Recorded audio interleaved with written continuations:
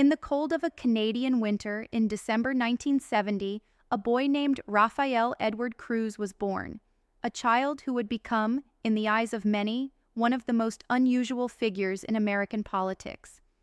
When he moved to Texas with his family, no one could have predicted that this young boy would one day help shape the nation's destiny from the halls of the U.S. Senate. During his university years among the Gothic buildings of Princeton, his fierce debating skills began to draw attention. At Harvard Law School, his passion for constitutional law deepened, but his real turning point would come in Texas in 2012. That summer, he burst onto the political scene like a storm. His speeches before enthusiastic supporters of the Tea Party movement were a sign of his rising political star.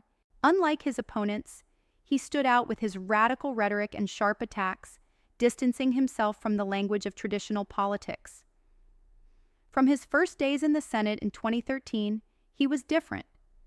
His famous 21-hour speech against Obamacare would go down in congressional history, transforming him into a hero in the eyes of the conservative base.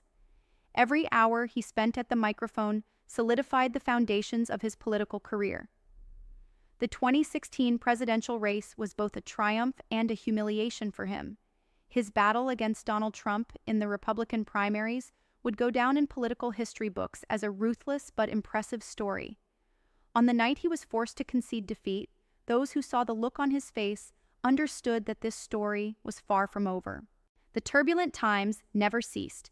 His stance following the 2021 Capitol riot, his decision to go on vacation with his family during the Texas winter crisis, each time, he found a way to come back stronger.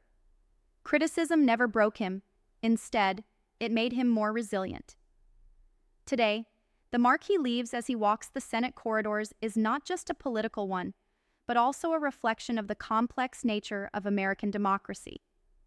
The life story that began in Canada continues to be written in Washington.